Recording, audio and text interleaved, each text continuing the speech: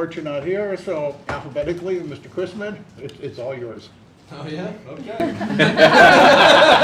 Well, we're going to call this adjourned.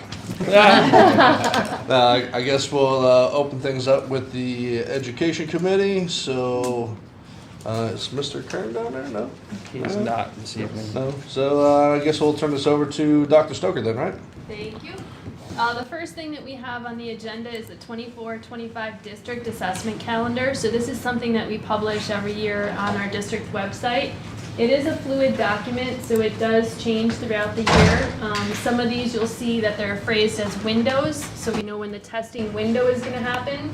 And then as we get closer to those dates, if it's the beginning of the year, middle of the year, end of the year, state testing windows, whatever, we will then kind of drill down to the specific dates that those tests will be offered.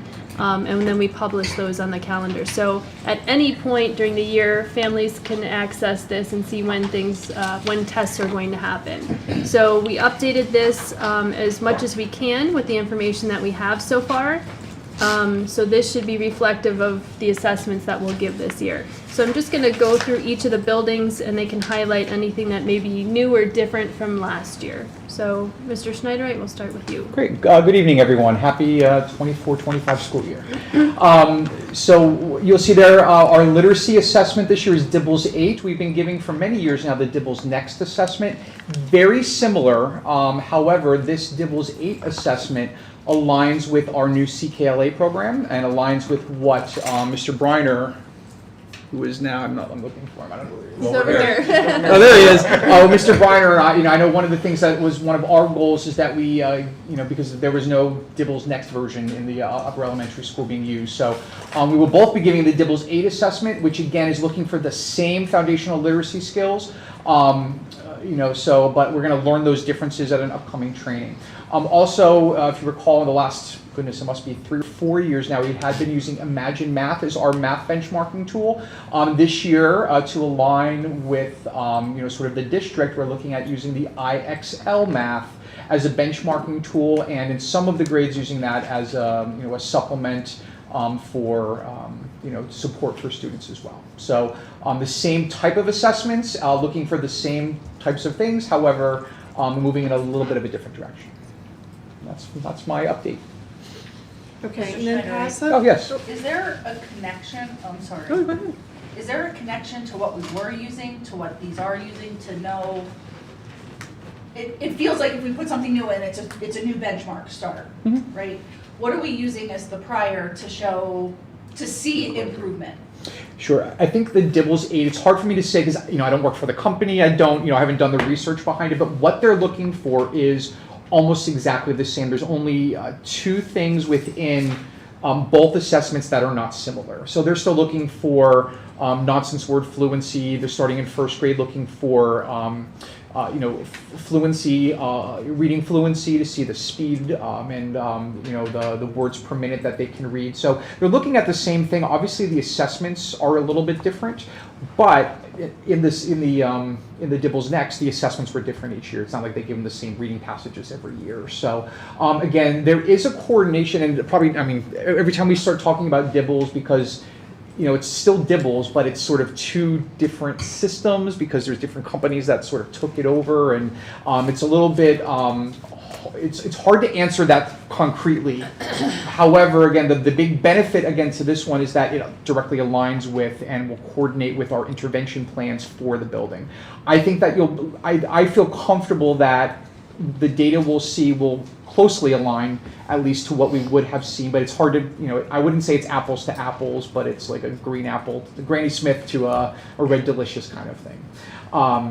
So in the math, I think, that's something I really can't answer because I don't know if there's really any correlation, to be honest. One of the concerns I had about Imagine Math was that we have this data and then, now it's going to Slatington Elementary School, and how does it work, in that relationship? The big benefit, obviously, is that now K through 12 will be having the same data system. So it's going to be hard to compare the math from last year to this year. But again, looking ahead and moving forward, it's going to be a lot easier to see K to 12 where there are gaps and some challenges there. We've had some conversations too as an admin team, looking at you know, the research that the companies do and what correlation value they have to state assessments, and they were all pretty high. They were all like, you know, 0.8. I think they were high 0.7s when we did the research. And Mr. Pine has also looked at our local data, which all falls in that range. I don't know if you want to. Yeah, so I mean, I did a correlation analysis between all the various assessments that we were doing and the PSSA, right, which is what we're measuring ourselves against most of the time as we're running through those. And Mr. Briner will talk in a moment about some of the decisions that were made at Slatington Elementary School in terms of our assessment profile and the way that we were able to pare that down, realizing that there was just some overlap. We were seeing the same level of correlation with the data that we were getting from a program such as IXL as we were from STAR. Now again, if we're looking at an individual student, that's not really what that does. A correlation analysis will tell us at a global level, are the predictions that we're getting by and large close to a 1-to-1. So a 1-to-1 prediction would mean everything STAR says, IXL says exactly, and PSSA says exactly, but we're coming in around a 0.8, which is a very strong correlation. But that doesn't mean that the same kid who did well on the STAR exam, is going to end up in the same category, proficient as opposed to basic, when we get over from one to the other. So either way, I think with each benchmark and each year, we're always starting from the assumption of this is our baseline, and then we work through the year, through that. But I do think that we still can look back at prior years' data from these other benchmarks and our global data and see at a grade level, are we seeing any changes, in addition to what we see year to year on the PSSA. Okay, just the last thing is PSSA, or PASA is our version of the PSSAs. That has not changed. The only thing that will be changing is they are going from a 4th to a 5th grade for science. So you'll see that down further then. Mr. Briner, is anything you want to highlight from Slatington? Sure. Good evening, everyone. So there are a couple changes from last year happening at Slatington. The biggest change would be the addition of the Dibbles 8. In the past, or previously to this coming year, so Peters Elementary would run Dibbles, okay? Dibbles next, Dibbles 8, very similar data. And then that would basically stop, and then we would go to STAR, and we would run STAR for 4 years, and then that would stop, and then we would go to the middle school. And so one of the big things that we've been looking at is continuity within our assessments, so that when we're talking, whether it be a receiving school or sending school, we're talking the same language in terms of looking at our students. So that was one reason to make a switch from the use of STAR to the Dibbles 8. Additionally, the Dibbles 8 is connected, has a direct connection into the ELA adoption, the CKLA adoption that we are going to be making this year in terms of our ELA program.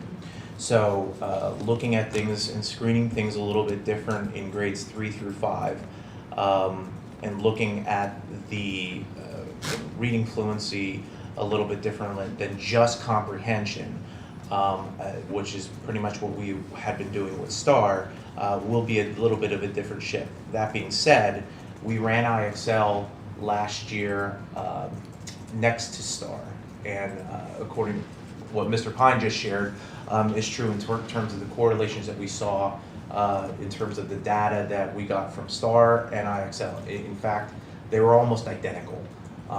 In some cases, IXL being a slightly stronger correlation to the PSSA than STAR.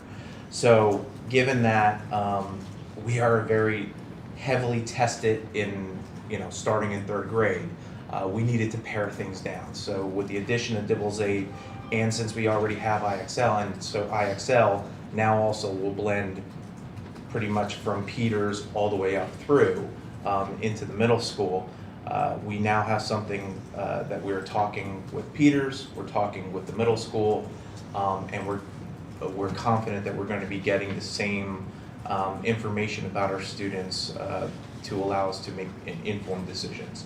So long story short, that's a very long-winded way of saying we're not using STAR anymore. and we're adding DIBELS, and we will be using IXL in ELA 3 through 6, in math 3 through 6. DIBELS will just be 3 through 5. And then we have our PASA exams, as Mrs. Dodd has shared, and then we're the first grade levels with PSSA. So the only other thing that I would mention is CDT. So CDT right now, we are definitely going to be running the science CDT because it is the shift from 4th grade to 5th grade. It's really kind of the field test year for the PSSAs, and there's nothing else really in terms of giving us good information in science. So we will be running the science CDT. We're still trying to make decisions on whether we're going to actually do a reading and math CDT, just because of we have a lot of assessments going on. So we may be paring that down as well. But for now, science is definitely there, and it's the math and reading is on the list tentatively. Okay, thank you. Middle school, anything to highlight? Good evening, everyone. The middle school is status quo. We have no changes. We're going to keep going with our use of IXL. And we think we've gotten that smoothed out after running with that for a couple of years now. And then just the quote-unquote normal things. Okay. High school, anything to highlight? Hi, good evening. Not too much other than just two quick things I want to point out. Similar to the middle school, we will have IXL in ELA and math. Those are our formative assessments. We were just actually talking today about possibly doing a pilot of IXL in biology. Because right now we also take the CDT, so it would be it'd be interesting to see what that assessment, that benchmarking assessment gives us, considering how closely correlated the ELA and the math is. Also, the only other thing I wanted to point out was our PA climate survey, which is down on the bottom there. We are giving that at the beginning and the end of the year. We also gave it last year, and that's going to be critical in our data that we get from students regarding a lot of the things that we're targeting on our improvement plan at the high school this year. So it's going to be neat to see, I hope, what they're saying in the beginning of the year as opposed to what data we collect at the end. So that's going to be something really to watch, and I think it's going to be pretty powerful data. And then I'll just add, as far as the WIDA assessments for our ELs, we are changing the way that students are tested. We have our WIDA results back from this past year, but we don't have the access version back yet. For the students who typically take the PASA would take the access for ELs, the alternate access edition. So they're changing some of what they're doing with testing. They're trying to be able to better gauge students who have disabilities within the non-English speaking population and be able to get them to a point where they can test out, where they're making a determination, is it special education concerns or is it language concerns? So they're trying to drill down a little bit deeper, and so there's some things that are changing there, but the window remains the same for that. Okay. All right. I have another, I'm sorry. I'm seeing all the tests and stuff that's up there. Hearing from students, I'm just curious, how are the students feeling about these types of tests, more tests? Feeling like they're always testing is a common concern at a student level.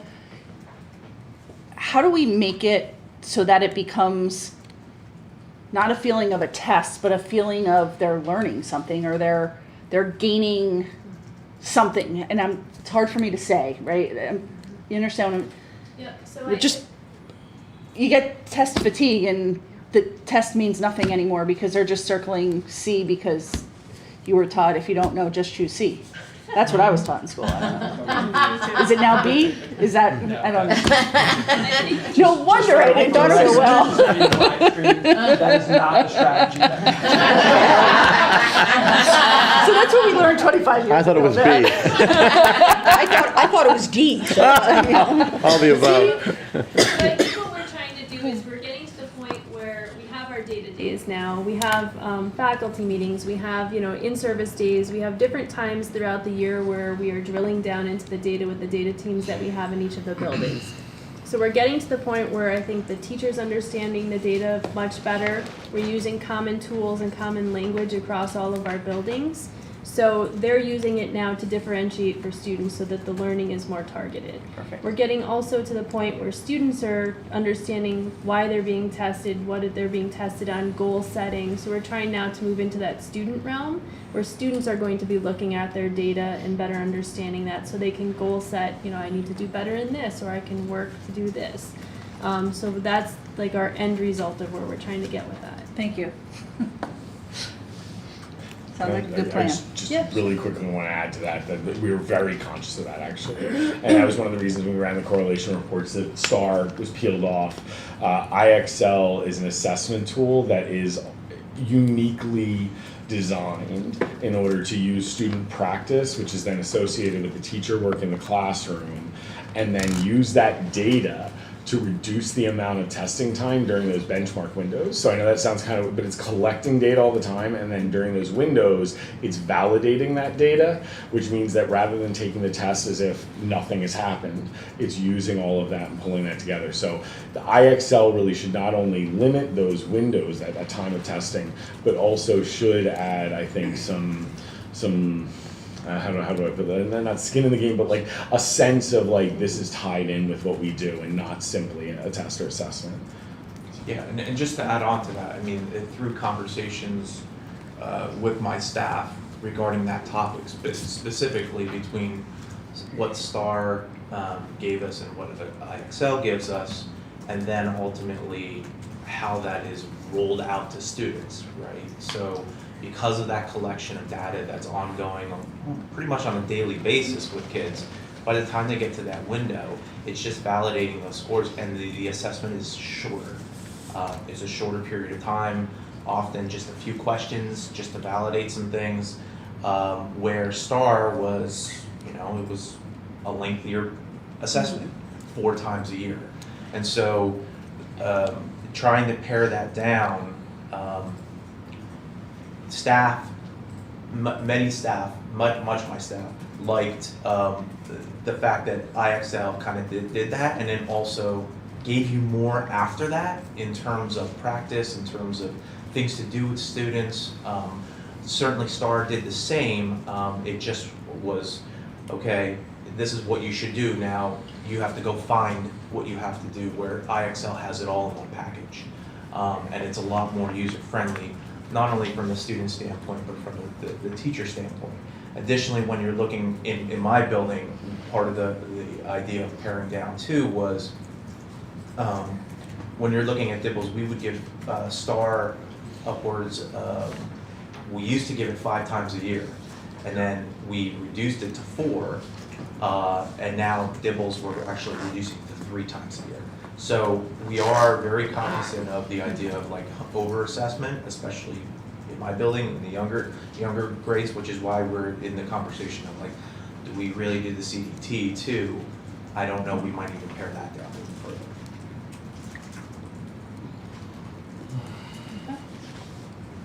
I just hope, and I hope I'm speaking for the board, I think I've had enough conversation that I do. The board is getting anxious. We're looking for numbers, we're looking for details. We hear like, changed it again a little bit this year, we won't be able to make a comparison from this year to last year, we're gonna have to do it differently. I think, and I hope I'm speaking for, we're getting a little frustrated with that.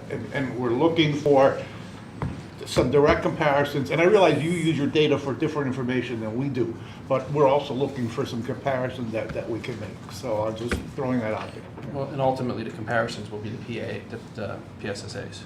Remember, these are not the state assessments, these are predictors to get to the state assessments. I understand that, but it's just, we're just looking for some consistency and some comparisons that we can make. So when we make the decisions we need to make, we have the information that we need from our perspective. So that's all.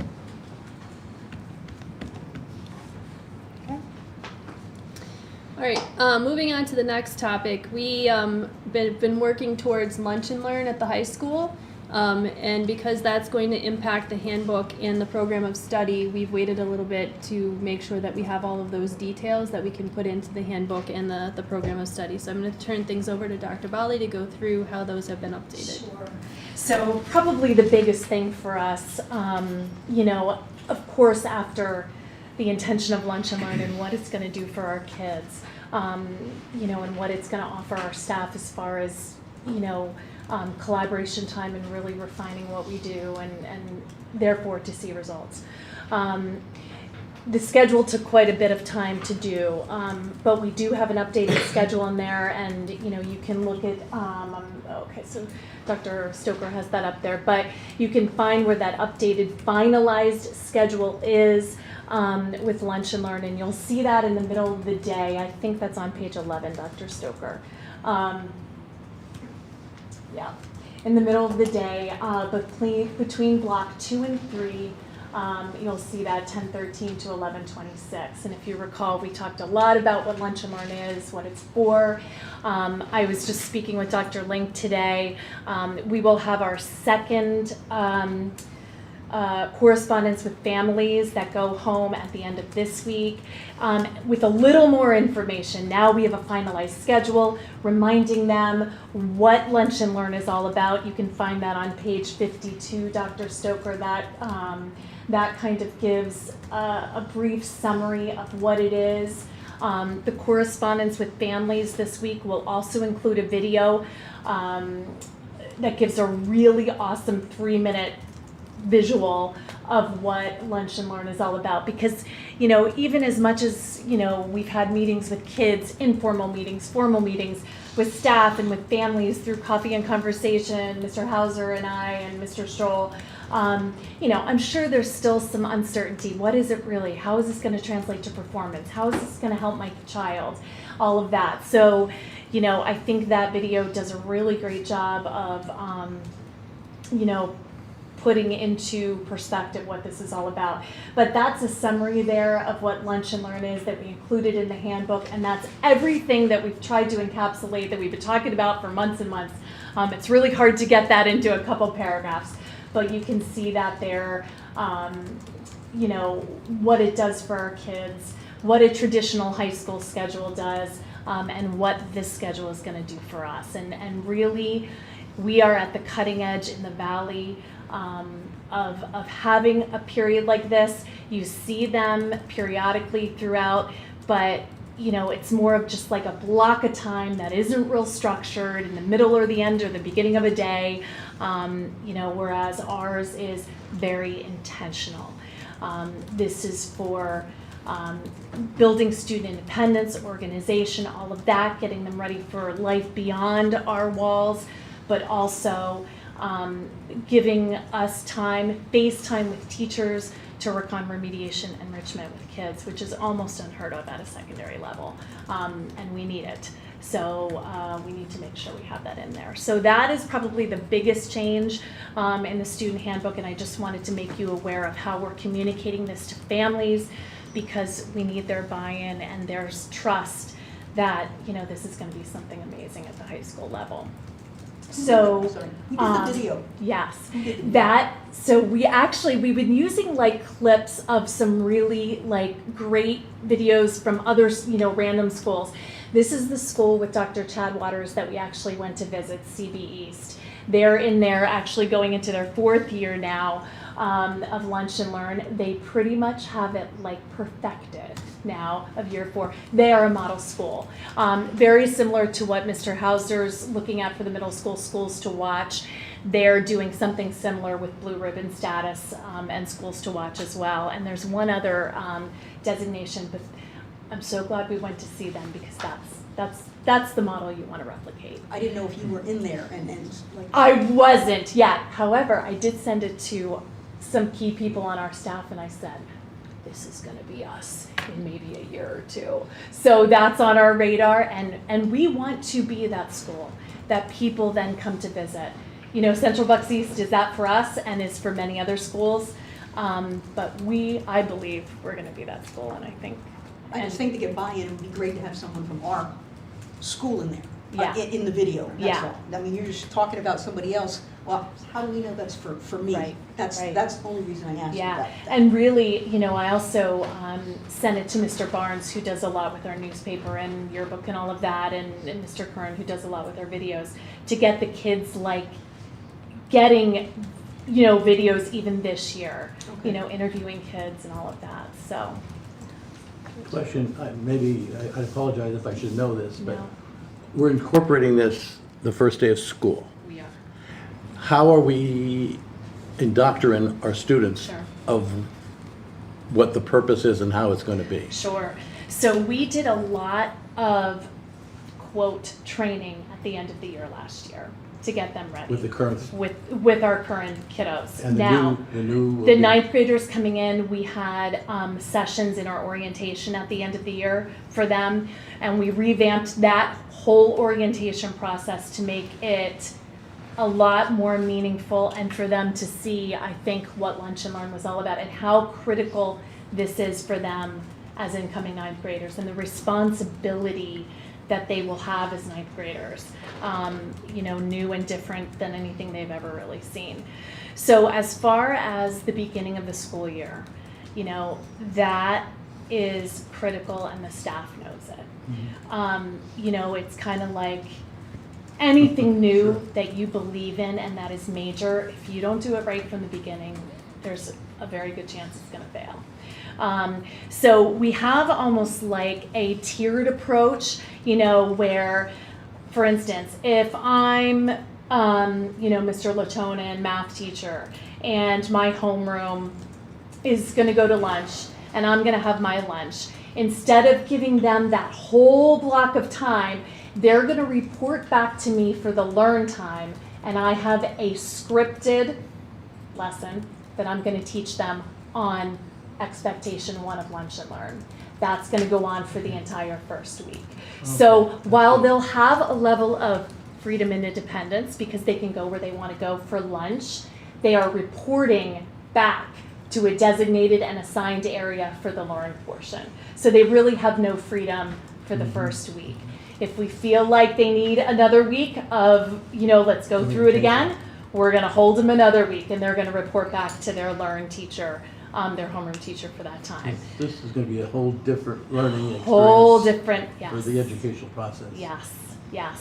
It looks exciting. It is exciting, and something that Dr. Waters and the school kept reminding us is the systems have to be in place, because I would say, well, what about this? And did you really just rip the Band-Aid off and let them go? He's like, if you have effective, solid, strategic systems in place, it'll work.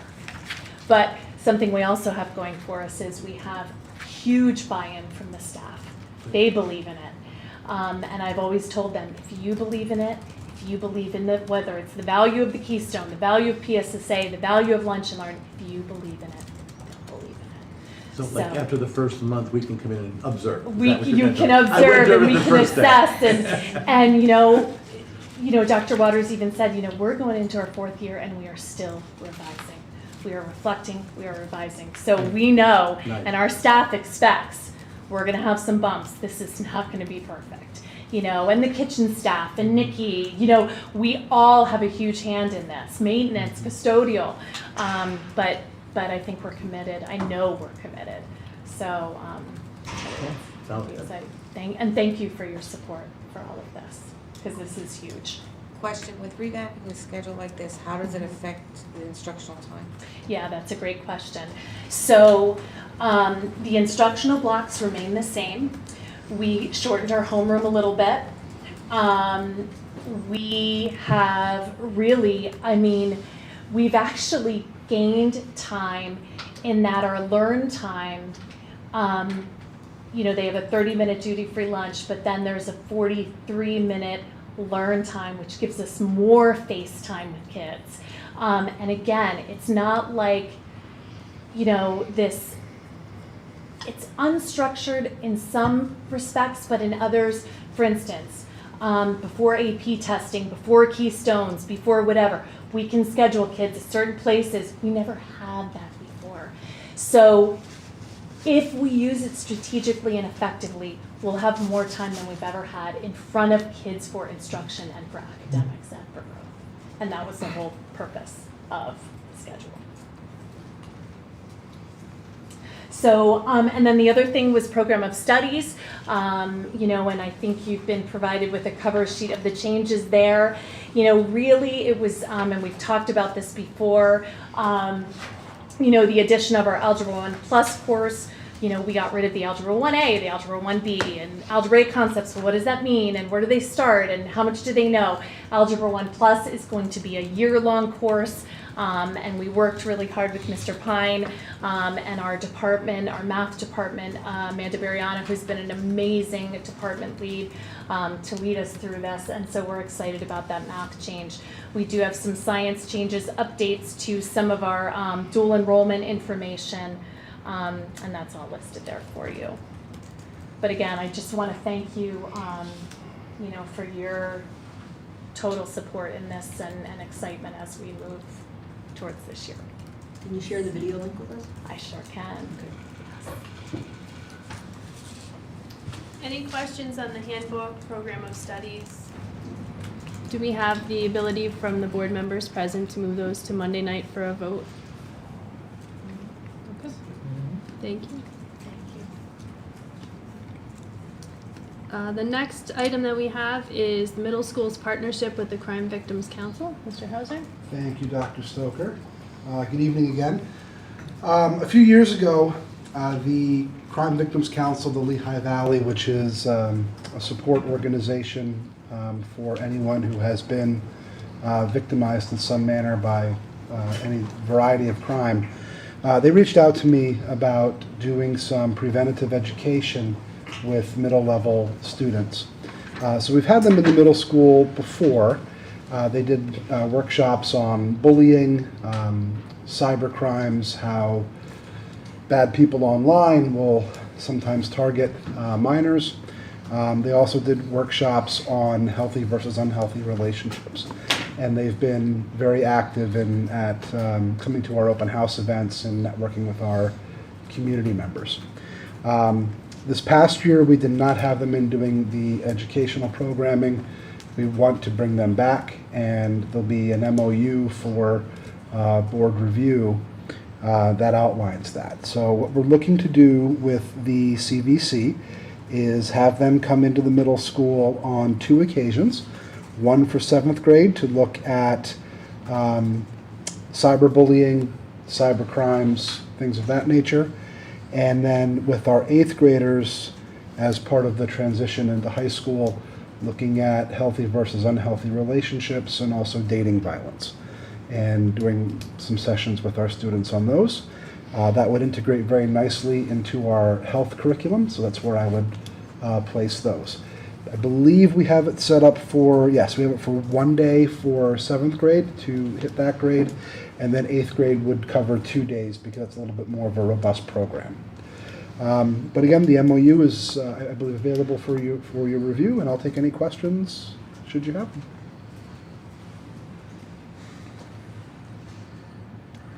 Thank you. Mr. Hauser, can you send your talking notes to me so I can drop them in? Yes, sir. Mr. Chrisman, I believe that's all that we have on the agenda for this evening. Yep, so I guess if there's no other further questions, I will not circle answer C and pass this off to Ms. Husak for the policy committee. I guess I'm circling answer C. Or is it D all the Or is above? it D all the above? Thank you. I'll go ahead and open the policy committee and turn it over to Dr. Stoker. Thank you. There are 2 policies on for this evening, and I'm actually going to turn it over to Mrs. Molitores, who's going to start talking about those. Yes, so this evening we have 2 policies on. The first one is policy 334.1, which is the benevolent sick leave bank policy. We just recently reviewed this policy again just to get a fresh set of eyes on it, make sure that we're following the procedures as we want, and actually set up new parameters on how we want to handle this sick bank. So there were some things in this policy that were, I want to say, open-ended, and we kind of wanted to get more clarity on it. So in the first sentence, it says, shall mean a severe medical condition that requires an employee's absence. We added there from work for a minimum period of at least 10 working days, so that there is an amount of time that people have to be out before. They can't just apply for it for 1 or 2 days. We put a stipulation that they have to be out of work at least 2 weeks. The next thing that we looked at is we defined the committee as, it used to be, we would just give this to whatever group was, somebody from their membership was applying for a benevolent sick leave, and they would kind of just pick some people, come together, form a committee, and say, yes, we approve it, or no, we don't. We wanted to get more consistency in that decision-making process, so we now said we want to make it that superintendent's cabinet group. So they would apply to the superintendent's cabinet group. The cabinet group would decide whether it constitutes a benevolent sick leave, and that we would put it then out to the staff members to donate sick days. We do not limit the members to be allowed, a maximum of 30 days per catastrophic event. We do allow them to do longer than that if people donate that many days. We did have a couple of instances where there were real catastrophic events, and then it was for longer than 30 days. And then, what's my other things I have in here? We added elective to the front of surgery. So if it's an elective surgery, we're saying an elective surgery does not count for this. That it has to be an emergency situation. And listed who is eligible to donate. So basically, because there are dollar values associated with these sick days, we say that admin or our highest tier employees can donate to anybody in the district. And then like professional staff, you can donate to somebody equal to you or under you. But you can't donate your sick day up, because that would be increasing the value of that sick day. So it's either level with you or below the actual dollar value of that sick day. That's pretty much most of the changes that we made on the policy. So if the committee is in agreement, we will move that for a first reading on Monday evening. Question, you said you could donate to a person who is at a lower pay grade. Right. So what about a teacher who's on, say, step 10? Could they donate to a teacher on step 20? Or Yes. a teacher could donate to any other teacher? Right, we say- regardless of what step you were. Right, Okay. yeah, That's what I it's thought. way too hard to Yep, do that then, yeah, so we said classifications. I'm fine, just Yep. wanted to clarify. Thank you. Question. I apologize ahead of time for this one. How, like, let's just say Matt donates, say, 20 days. Mm-hmm.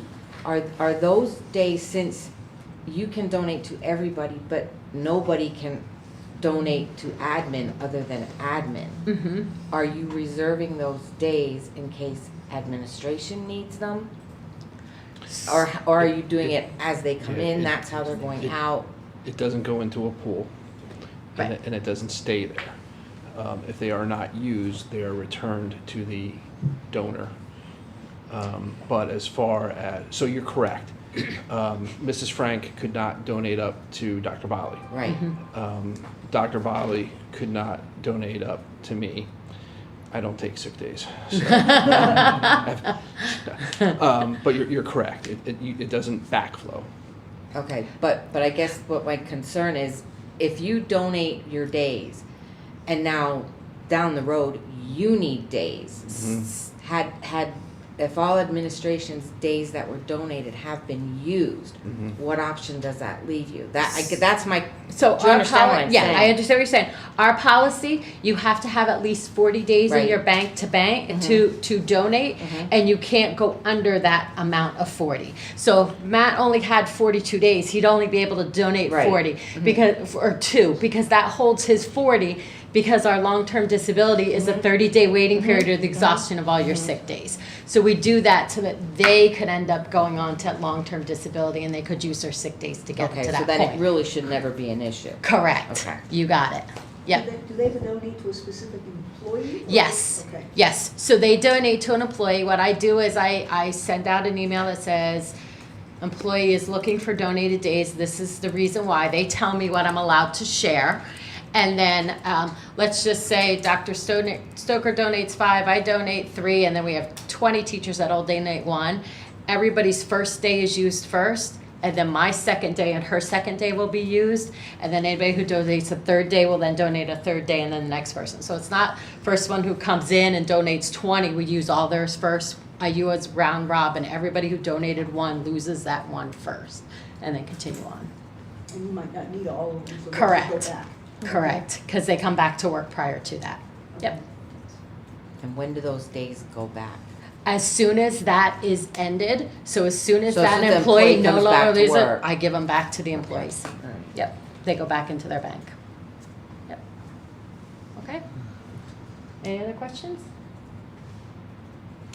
Did you ask to do that for I- Monday night for first reading? Did, but I don't know if anybody said okay. That's because I interrupted you. It's all right with me. Board members, everybody good with Mhm. having that moved? Yeah. Okay. Yes. The next policy, which I'm going to again turn over to Mrs. Molatoris because this falls under her purview, but this is one that came up because of EF tours. So in starting that program, we looked at how we were collecting money, how we're fundraising, and wanted to make sure that that was covered. But then we opened up the policy to take a look at it and found that we were okay, but there were some other things we wanted to change. Yeah, so we want, mostly a lot of this policy references athletics in it. And X number of years ago, athletics was pulled out of the special revenue funds account, and it is part of the general fund now. So most of this policy is removing athletics, removing like things going before the athletic director. So it's taking the word athletics out of here and pulling athletics totally out of it. We also, when we moved to Nefs Bank, our regular checking accounts prior to when we were at the other local banks in the area, they were interest-bearing checking accounts. Checking accounts at Nefs are no longer interest-bearing accounts, so anything we're referenced in here, the interest would be divided up amongst the accounts, but we took that out because they're no longer interest-bearing accounts, so that doesn't pertain to these accounts anymore. And we also don't do purchase orders for clubs and activities. We only do purchase orders out of the general fund, so I pulled the purchase order language out. However, they do expense forms, so they fill out an expense form that the advisor has to agree to, the student representatives have to agree to, and the building principal also signs off on that. So as long as those 3 levels of people sign off on it, then that approves the expense to occur, and then they can order whatever they need to order. And then the last thing was I updated the revenue funds to remove gate receipts, because basically athletics isn't in this realm anymore. And I added in ticket sales for theater programs, because theater's now going to be part of a special revenue fund that we are doing at the high school level. That's where they will keep the sales from the tickets and that kind of stuff, and that will be funneled up to the general fund then. So, but that should be it. And this was a pretty old policy. It's from Yes. 1997, the last time that it was updated, so there was a lot to change. So just to bring it to speed. So are we okay for both the board members present to move this one for a first reading for Monday night as well? Yes. Okay. That's all we have for policy. All right, I will go ahead and close anybody else have anything for policy? And I will go ahead and close the policy committee and turn it over to Ms. Frantz. And I will open the technology committee meeting and turn it over to Mr. Hill. Good evening, everybody. I'm just going to give a quick update about our summer projects that we've been working on for technology. A couple of the big projects this year was, first of all, the new Chromebooks. We received 325 new Chromebooks. Those were all unboxed, inventory, asset tagged, enrolled in the domain, and they're now being assigned to the students. The old Chromebooks, we always collect all the old Chromebooks at the end of the year. Some students do keep them. We do allow students to keep them, so we do have students that keep them all summer. But the majority of students do turn them in, and we check them back in. And then what we do is we digitally wipe those Chromebooks, and we also do a quick physical cleaning of the Chromebooks as well. We don't do a thorough cleaning, but we do give them a quick wipe down with some isopropyl alcohol, kill germs, things like that. So we did that as well. And currently, we are assigning all the devices back to the students. We check them back out, all the ones that come in. The students get the same Chromebook back, the ones that aren't getting new ones, but we do check them in, then we check them back out to the students. And we are in the process now of assigning those devices back to the students, checking them back out. And then what we do before school begins, we put them all in the homerooms so they're ready to go. We already started doing that at the high school, and we are moving down to the other to the other grade levels to do that. The other thing we were working on, big projects this year, was new projectors. We installed, right now, as of now, we have 22 new interactive projectors installed throughout the district. That was in every building had a few projectors installed. The biggest one, the most were installed at Slatington and the high school. But really, we did do installations in all the buildings. I wanted to thank the maintenance department. They did a great job. They hang the brackets for us. And we also had a couple rooms that we had to hang whiteboards. Maintenance department handles that as well, so they did that for us as well. So again, those are installed and we have those ready to go for the start of the year. The only thing that needs to be done yet is we have a few chalkboards left at Peters Elementary. They were moving some teachers around. So we had a few chalkboards where we put new projectors in, and those have to be coated with a white coating. That will take place, that's scheduled to take place next week. So those will be all ready to go for the start of school. So that's the projectors. The next big projects that we had, two projects were the E-rate projects. One of the E-rate projects was the new firewall. We configured the firewall, and that was installed on Thursday afternoon. I wanted to thank Mr. Stephen Hawes. He did a great job on organizing the firewall installation and configuration. We had the internet down, I would estimate, for less than 1 minute to do the installation. So I mean, it couldn't have gone any smoother. So we that's in place and functioning as of now. So that project went really well.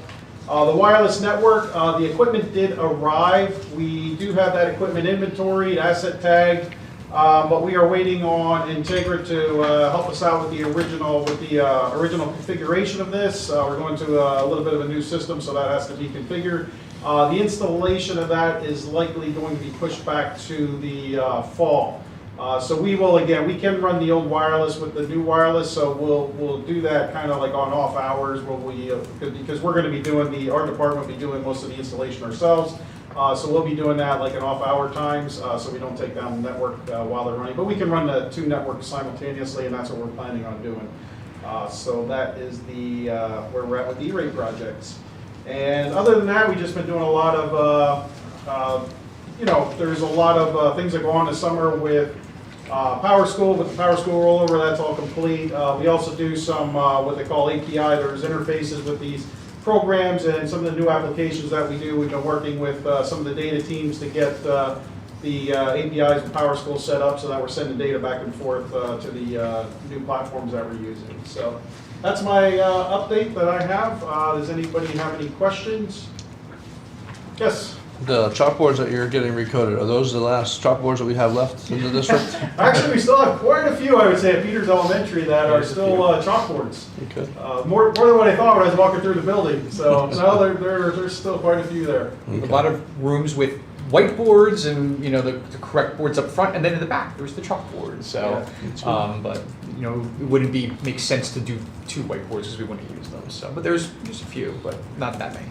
Okay. It's good. Good to repurpose it. Yeah. Any other questions? Okay. Mr. Hill, can you put your notes into the agenda that's in the new committee folder one? Yep. Thank you. Okay, does anybody have anything else?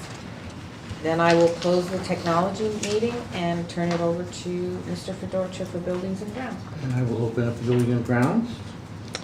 And I'm going to transfer over to Dr. Lynn. Thank you, Mr. Fedorcha. I thought I was missing somebody here. Mr. Mann asked me if I would present for him this evening. I'm happy to do so. He is off enjoying family vacation right now. Good for him. Really big boat somewhere. So, baseball, softball complex, we continue to not get the final approval from LVPC. We are fully anticipating that we will. However, they have not issued the final approval yet. It was supposed to happen a few weeks ago. Now they're saying basically they didn't get to it at the last agenda, so now we're looking at, I think they're meeting on August 20th, their meeting. So we're hopeful to have it then. However, we are moving forward with our internal planning.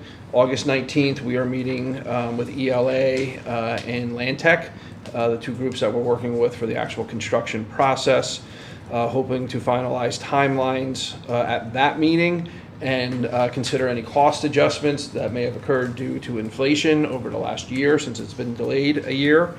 And we will report back to the board once we know those numbers. Targeted start date of September 2nd.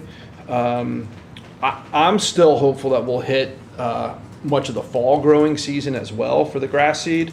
But if not, definitely into the spring. We're still anticipating playing our home games at home next year in the new baseball softball complex. And by next year, I mean the spring season. So that's kind of where we are with that. We are frustrated that it's taking this long to get through the planning commission, but it's my understanding that this is not uncommon, but it doesn't make it any more any easier for us with the long-term planning. So Shame they won't pay for the inflation costs yeah, for dragging their feet. I agree. That was actually going to be. Yeah, we cannot hold them to that. We are actually bound by their timelines. But yes, these are the things that I think about as well. Yes. Okay, next, Mr. Mann asked me to share out that, recently as part of our recent 24-25 budget approval process, the school board approved the addition of two digital marquees, one here for Slatington out front and one for at Peters Elementary School. We have been issued the permits from Slatington Borough for the installation of this one.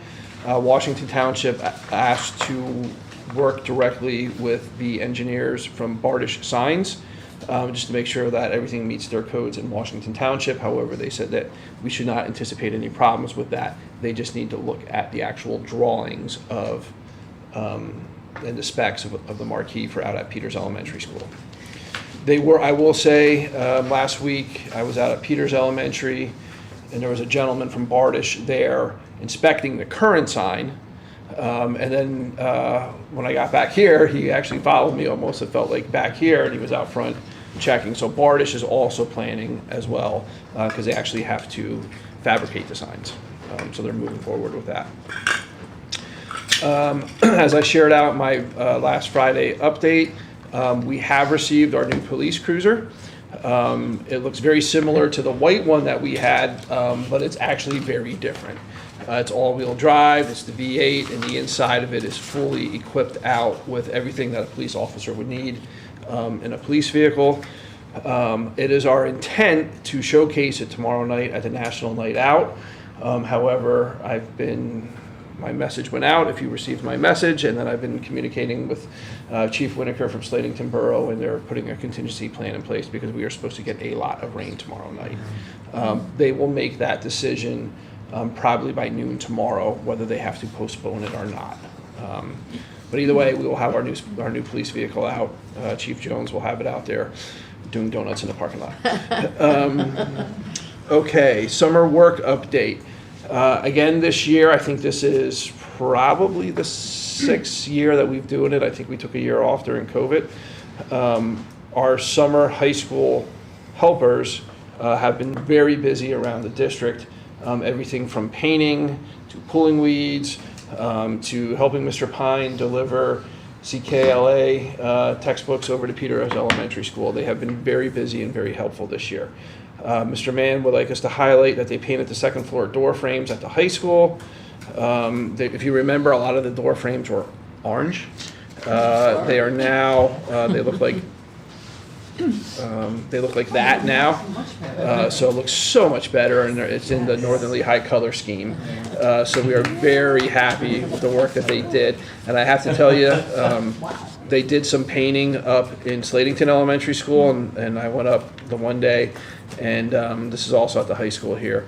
Boy, those kids were meticulous, from the taping, the pre-painting taping process to the drop cloths they were putting down. They did a really nice job. I'm really happy with what they've been doing. They're painting several rooms at the middle school. and at Peters Elementary School. They've actually been painting some of the bulletin boards that we can paint up here in Slatington. That's what I saw them do a week or two ago when I was up there. We did all the flower beds around campus. With a lot of these storms that came through a couple weeks ago, we had tree limbs down all around campus for quite a while. They went around collecting those and getting them to our brush pile kind of over here behind the throwing section of the track and field complex. A lot of moving of furniture and books, and as in previous years, we all agree administratively that they're doing a great job. We thank the school board for it, and we hope to continue hiring our high school students for summers to come. Any questions on buildings and grounds update? No, I've been seeing some of those kids out there busting their tail doing some things, just like you said. So Yeah, and kudos to them. very much so, because they report early in the morning. Sometimes when I'm pulling on the campus, they're actually waiting out. So Mr. Dale Wanamaker is their lead. Mr. Wanamaker is also one of our para-educators during the school year, and they're waiting out there in the parking lot, at sometimes 7:20 in the morning for Mr. Wanamaker to come down with the van to get them to where they're going that day. So they are here early and they work hard. Good, glad to hear it. Yeah, absolutely. I have a question, and it may not be for this committee. Sure. Are things in place to take care of the bridge closure on Walnut Street for transportation? Yeah, so we have with our new bus routing software, that's all mapped out, and I'm happy to say that those are going out on, I can tell you because they're going out on Wednesday, the actual US mail, and for the first time this year because of our new bus routing software, we're gonna wait until Thursday, and then we're actually going to email them out to everyone as well. So they'll get a paper copy, and they will also get an email if they have their updated correct email in PowerSchool. Mr. Wanamaker sent a communication out to all the principals and administrative assistants in the schools today, explaining the new email process to them. So they were all basically to say, you may get some phone calls where one parent, one family may say, hey, I didn't get an email, but my neighbor got an email, and then we know that we have to tell them to go in and update their email address in PowerSchool. And could they do it with current buses, or did they have to add buses? Because that Nope. had to be a nightmare. Nope, they do it with we did not have to add buses to complete the runs. Sorry about Nope, that. Mr. Wanamaker has been working on that for kind of quite a while once we knew it was going to close. Are the runs any longer? Maybe a few minutes. I'm sorry. Flush it down the toilet. Yes, and with spam no less. Some of them may be longer. Honestly, none of our bus runs are really that long within the school district. We're only about 25, 26 square miles. There will come a time when the bridge to 248, up 873 to 248 there, that will also be closed, or at least closed in one direction. While this is also closed, not so much that that's going to necessarily alter our routes more so than what they are now for this school year, but it's going to bring traffic into the district. Timing is. Hopefully there's an issue with the Walnutport one at the same time. Decide to repave it or something. Cyber school. I have a question and maybe kind of a concern. Are we going to be using the dam? I don't know the routes, Mr. Fedorcha, off the top of my head. I mean, I'll tell you what, with a car, I fear going down and up that every time because people come so fast and it's terrible. So I don't know the answer to that. I can check with Mr. Wanamaker tomorrow, but I'm confident that he would not put one of our full-size buses on a road that's not meant to accommodate a full-size bus. So, but I can check with them tomorrow. Because I don't know if they use it now, but if they do, then I'd be surprised. But if they don't use it now, we're going to use it in the future. I really have a problem with that in a sense because that is a terrible drive. Yeah. I can find that out for you, or for the board. Okay, thank you. That Sure. would be great, thank you. Yep. Just let me put a note here in the notes about that. Is there anything else? Anyone have any more questions? Seeing none, I will close this meeting and going on to Ms. Coe. Thank you. I'd like to open the Finance Committee meeting by asking Nikki to give us cafeteria update. All right, good evening. Yeah, just a few things on what's happening in the food service world. We do have those 2 open positions for cook helpers, both one at each of the elementary schools that we actually had a lot of interest over the last couple weeks. 10 people applied. We had 4 interviews already and actually 2 more scheduled this week, so I'm hoping to wrap that up by the end of this week and get those 2 people onboarded. So we're excited about that. Another thing to celebrate in my department is the school year audit, as well as a second audit that I just went through for our summer food service program, because they're 2 different programs. That both came to an end. There was, nothing significant that came up there, so I'm excited to be wrapping both of those 2 things up. Our summer food service program's actually coming to an end this Thursday, August 8th already. I feel like I blinked and the summer's gone. So the last group of kiddos that we'll be sending meals to is at Peters Elementary for the Kinder Quest. New kindergartners coming on board. So that'll be the 6th, 7th, and 8th. And then we have some upcoming catered events that fall right within the next couple weeks. We have the teacher induction that we'll be hosting this year, and that is we'll be serving breakfast and lunch on the 12th, 14th, and 15th for that event. We have new teacher orientation Tuesday the 13th, and I'm in the middle of planning a employee wellness breakfast, we're calling it, coming up on the 21st potentially. And other things in the works that we're finalizing plans for is the Lunch and Learn, of course, which everybody has heard about, just the logistics and everything for that. We have all of our supplies in regards to, food service materials to get started with that. Merged lunches at the middle school, grab and go breakfast continuing at the middle school, grab and go breakfast for the 6th graders only at Flavington.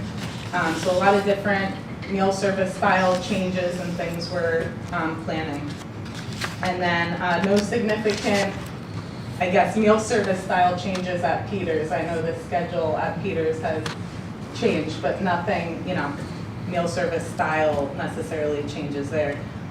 So hopefully these modifications will just help expedite the students to get, their meals quicker, and then also keep or increase, hopefully, our meal participation. And then lastly, the Singer equipment that we put purchase orders in at the end of June for the dishwashers and the steamer, and I just reached out to Singer later on in the week last week, just to check on status with that. How long it's taking those pieces of equipment to come in, and she said she'll get right on it and do research and get back to me. So that's still not 100% of an answer. That's called we didn't order it yet. Yeah, I mean, if it at this point, I know we're already on the 5th of August. If either of those or out of those 3 pieces of equipment can't get installed prior to the start of the school year, we're still in fine shape. If we have to, we have plenty of paper products, foam trays, things like that, that will get us by while those pieces of equipment are installed. So we're still going to be okay, but we do look forward to having them. So hopefully sooner rather than later, and hopefully by next month I'll have a better update on that. So, awesome. And that's it from food service. Yeah, definitely. Just to confirm, again, we're still in the program of all students, free lunches? Yeah, we are. Actually, the year 1, when you apply for that, you're locked in for 4 years. Perfect. But then each year I reapply because then it extends our 4-year. So I keep reapplying every year. So in theory, like, this is year 1 again that we're going into. So we're locked in for 3 more years. So Thank you for doing that. Okay, sounds Does that good. apply to breakfast at all? yeah, breakfast and lunch. Breakfast, both of them, okay, thank you. Yeah. Cool.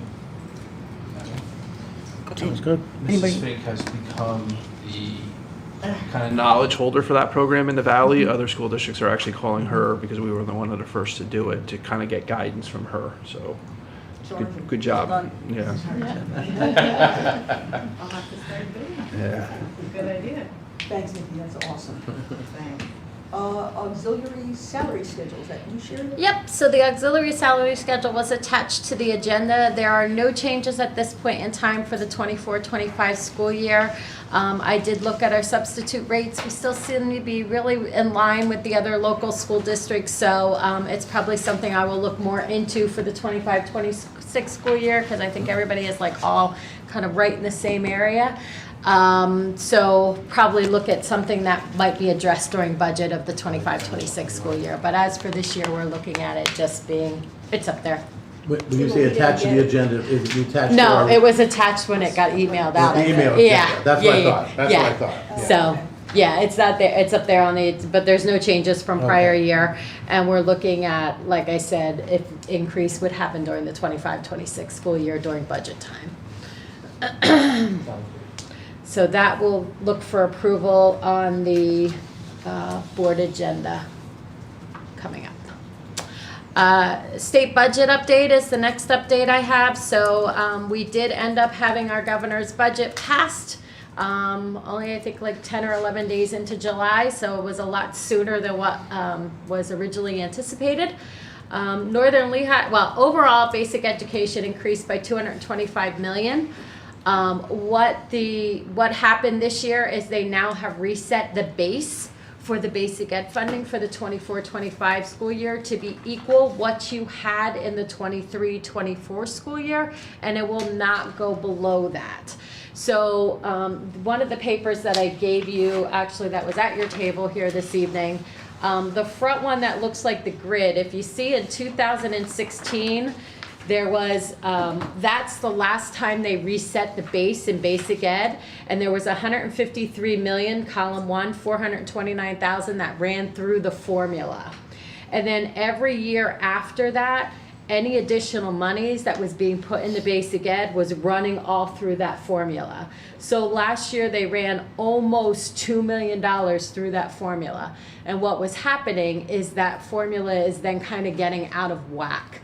So then they reset it again this year now, so that we're reset to what the 24-25 school year was, what we received in 23-24, and now we're only running $225 million through that basic ed funding formula again. So they reset the base, so everybody will get a new base moving forward. But in the realm of that, they put in this thing called $60 million for hold harmless money. So what that means is that $1.9 million, I'm sorry, $1.9 billion the year before in 24 that ran through the formula, had they added the 225 million to that, it would have been over $2 billion. So what they said is, let's look at this. Had we ran that all through the formula, what school districts would be taking a cut now because we now are resetting that base and not running as much through that formula? In doing that, there's 182 school districts who they took $60 million and said, we're going to give you guys more to reset your base moving forward because you're losing money this year with us pulling all this money and not running it through the formula. We were not one of those school districts. But just to let you know, that was the basic behind of why they did do that. And you can clearly see on the black side, which is the grid of how it went from where it was based and how that money that was running through the formula kept growing and growing, and they needed to reflatten that out. How many school districts do we have in Pennsylvania? 500. You're welcome. So overall, Northern Lehigh received $180,664 more in basic ed funding over 23-24 school year. Moving on to special ed. Special ed originally on the governor's budget was only $50 million. And the assembly said, we want 100 million. They felt special ed funding was underfunded again. So they did do 100 million into special ed funding. Northern Lehigh's share of that is $102,108. So that's $102,108 over the 23-24 amount of money. Ready to Learn block grant, again, they flat funded. However, they put money into this thing called the New Tax Equity Investment, and that was an increase of $32 million. This will become part of the Ready to Learn block grant, and it will be a part of that base. So we did get some more money in that, so that will now become our base for Ready to Learn. It's not a one-year thing. It will be continuous. We will get that money every year moving forward. We are the only school in Lehigh and Northampton County to receive that money, and we are only one of 50 school districts to receive that money. And that money is basically because about 90% of our tax base is from local. It's based on the poverty and personal income tax and market value is what it's based on. And we are at that 90% of our revenue is based on that. So therefore, because of that, we get this tax equity money. How much is this year? It's $24,000. It's not a lot of money. And on top of it, they tell you how you can use it. So we can use it to mitigate or prevent an increase in the millage rate of real estate property taxes levied by the school districts. Well, we've already issued our tax bills, so you can't do that at this point in time. Supplementing the amount calculated by the school district for the homeless and farmstead. Again, that's already been done. Can't touch that. Establishing, maintaining, or expanding a program provided by the school district that supplements our senior tax rebates, which we don't have a senior tax rebate. Mitigating or replacing the loss of revenue received by the school district resulting from a decision of a court in the Commonwealth within the previous 5 years relating to an assessment appeal. So somebody who did an assessment appeal and we lost money because their assessment went down, or reducing debt. I'm going to say we're going to use the $24,000 to just reduce our debt payment. So that's that $24,000. $100 million funding for mental health safety grant funded through the PCCD. This is a new grant again this year. It is a combined grant though that combines both the mental health and safety grant together. So each school, every school district in the PA will receive $100,000 plus an amount equally based on the school district's ADMs. However, at this point in time, PCD hasn't put out that spreadsheet yet that tells us how much we're getting. Original preliminary numbers were about $130,000 for our district, but no formal paperwork has been out, but we will know by the end of the month because the grant opens the end of August. So at that point in time, we'll be able to apply for it and we'll know exactly what our amount is, but it should be somewhere in the $130,000. Again, though, that's going to be like nothing that we can offset our expenses in our budget for. It's going to be all new expense items that we're purchasing, whether it's, whatever we would do for mental health or safety and security. We do have to do a triennial Yep. behavioral health assessment, which is new. Mhm. We've always had to do a physical vulnerability assessment. We now have to do a behavioral health assessment, which we did not, that would have had to come out of our operating budget. I think now we can use this money to pay for a provider to come in to do that. Right. $100 million in additional for cyber charter reimbursements. So we're going back to years ago. They're bringing back cyber school reimbursement or charter school reimbursement, but it's basically just for cyber at this point. District will receive a prorated share of $100 million based on the share that they paid, their percentage share of the 22-23 total cyber charter expenditures. So they're going to take the entire expenditures in the state that everybody paid the cyber charter. You're going to get your prorated share of that, and that's what you're going to get in return in an offset. Indicates that this funding will continue in future years. There was no cyber charter regular education flat rates. That went out the door. January 2025, though, there is a change that will occur for the calculation of special education tuition for cyber charter schools. It will either be the lesser of the regularly calculated rate, which is used of 16% of your ADMs, or the district's total special education expenditures divided by the district's special education ADM. So in looking at that, Northern Lehigh will see probably somewhere in the realm of about $40,000 less that we'll pay in special education cyber charter costs for next school year. And other charter school reform highlights that were out there is school districts must submit, obviously, that PD 363 form. Now that they're now giving you reimbursement for that, you're now going to need to do that 363 form every year so they know.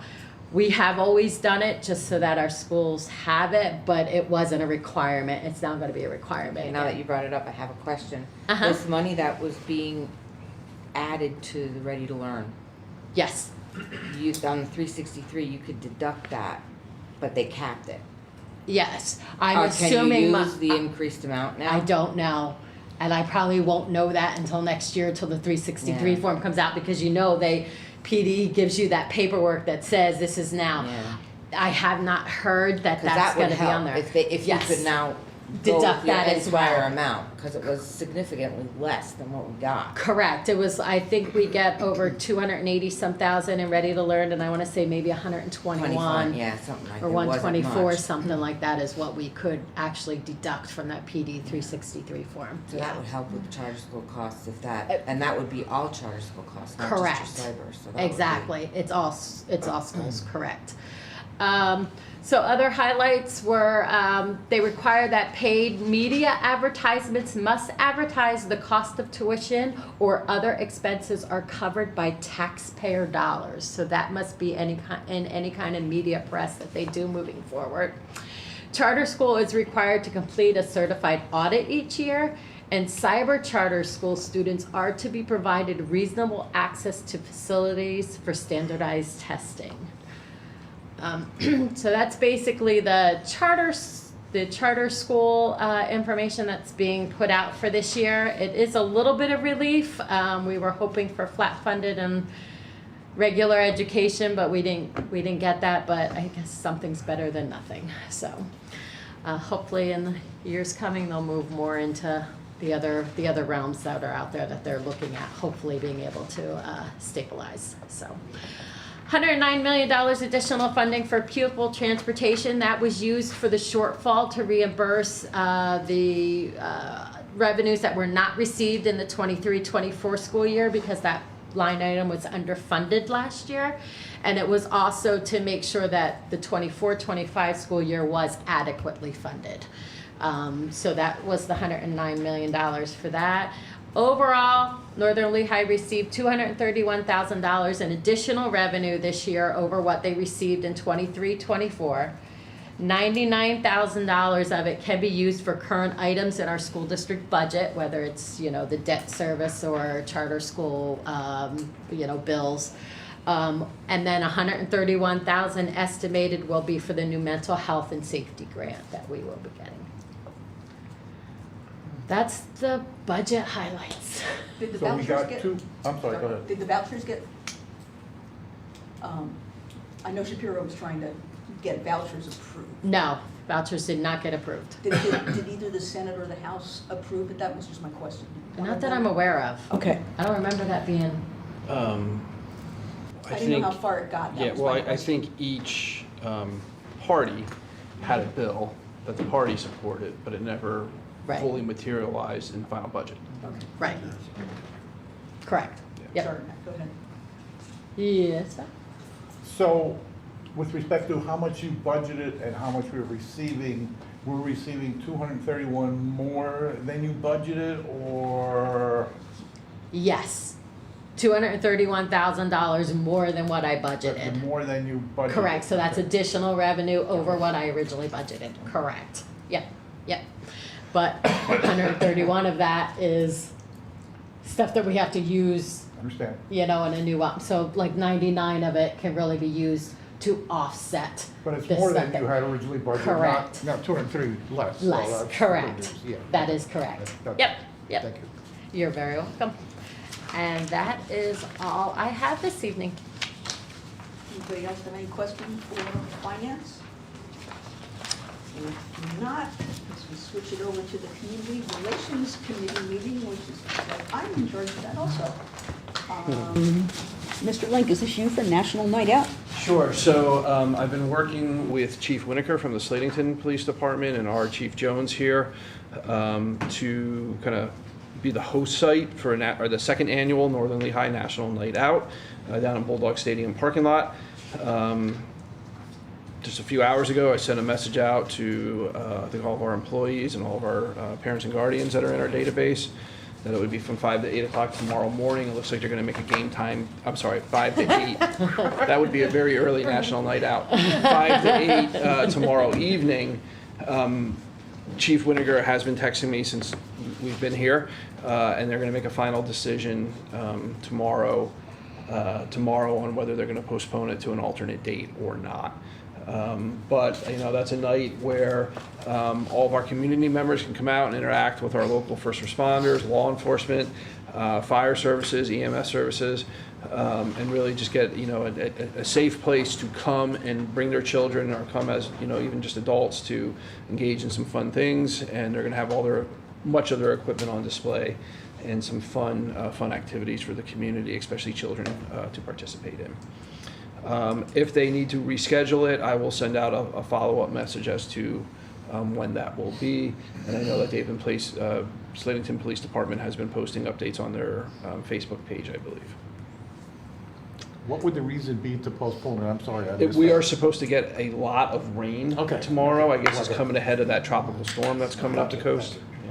I did see somebody else locally just postponed it, forget who it was. So, I just got a text from Geraldine. Looks like they're almost unofficially postponing.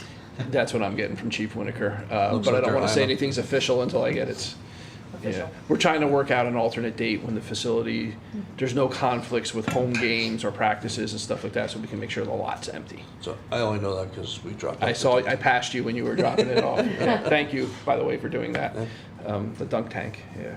Hey, maybe the rain will fill it up for everyone. I mean, if tomorrow gets canceled, maybe we'll have an impromptu dunk the superintendent.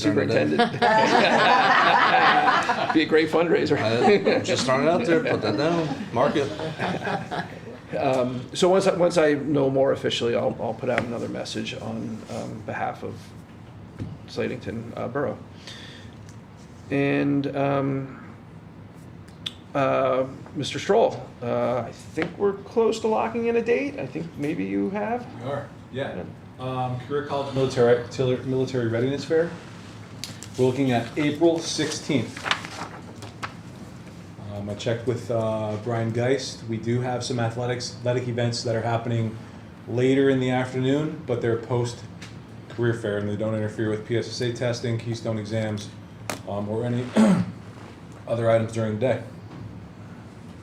So hold the date. Hold the date, please. Thank you, sir. Thank you. Pay your taxes, come to career fair.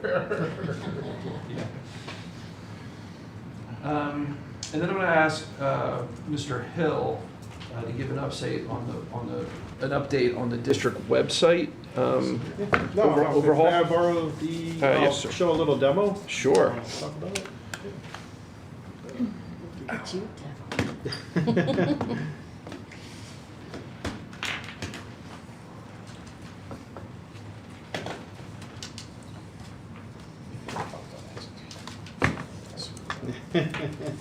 Should be good now. Let's get rid of that here.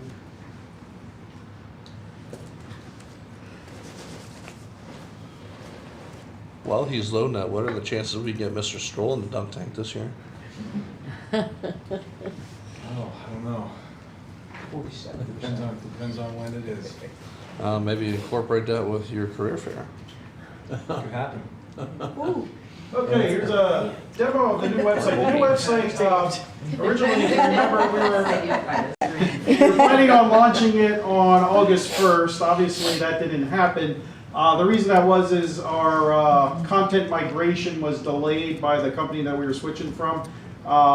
We were originally supposed to do that the first week of June, and it was delayed by about 6 weeks or so, and we just had that done about a week and a half or so ago, so that's why it was delayed. But the website is over 90% complete at this point, so I'm anticipating launching this now by the start of the school year. So start a new school year, we'll launch a new website. That's what I planned. But of course I want to speak with our webmasters before I do that. So this is just a quick demo of what it looks like. We tried to keep it as similar as possible to the old website.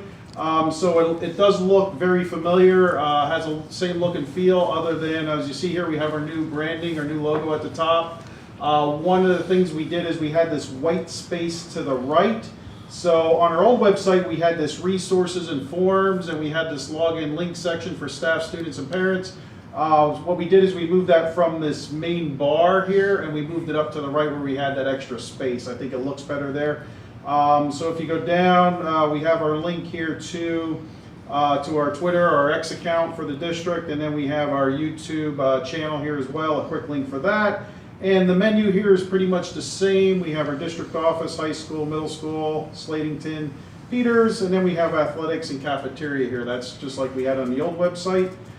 You can also use the links over here for schools, district home.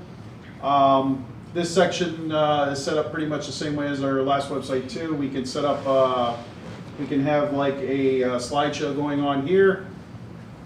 And then we have a quick link bar. We had this on our old website. We have check email. That's for students and staff. We use that a lot in our technology department. Hey, go to our website, click on check email, and then we go from there. So one of the things I did though is we had here, we actually had athletics and cafeteria. We had a quick link icons here too. I thought it was kind of redundant because we had them in two places.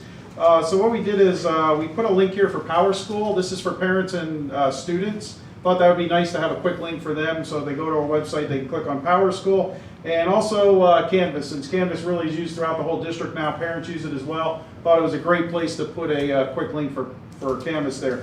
The rest of these links are pretty much the same as we had on our old website. We have a quick link for registration. To go to the district calendar. That also takes you to all the school calendars, also the calendar that Dr. Stoker showed earlier. If you click calendar, it takes you all those links. We have an employment section. We kept that on the main web page for people to click to look for jobs. We have policies, and then our contact info. District announcements, it's just formatted a little differently, but this is where our district announcements come up, and we can, the nice thing about this district announcements, we can program that so they can come on and off. You know, we can program the times, the days that they come on and they go off, so we have that set up there.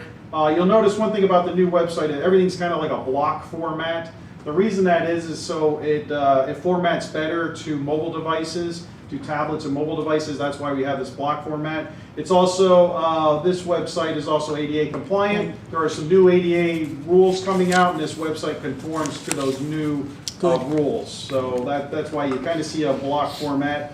This is new on the main page. We had a motto and mission section that we could put on there. So we have our motto, and then we have our mission. If you click on the Learn More, it takes you to more about our motto, mission, or goals section of our website. This section to the right, we just have a photo there, but we could turn that into some type of a video. We can turn that into a slideshow, whatever we choose there. So that's something that we're going to look at down the road. And then finally at the bottom we have our, like we had on our website before, we have our upcoming events where you have the calendar, or you can click here and then it'll take you to a full 30-day calendar, and then you can scroll through the calendar back and forth from there. Oops, I didn't want to click on that, but I did anyway. Let's see here.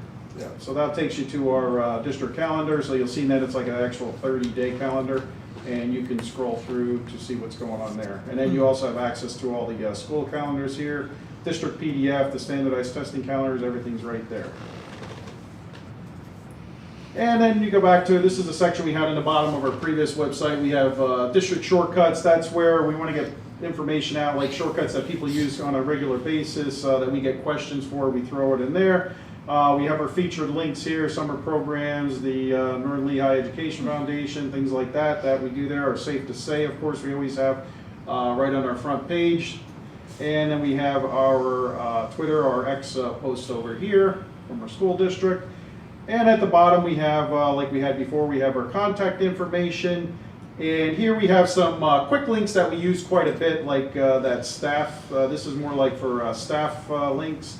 We have like maintenance requests. We have our FS Direct where they schedule the facilities. We have our facility request form here, technology requests, safe school trainings, things like that. So that's down at the bottom. And again, we have our logo down at the bottom again. So that is the website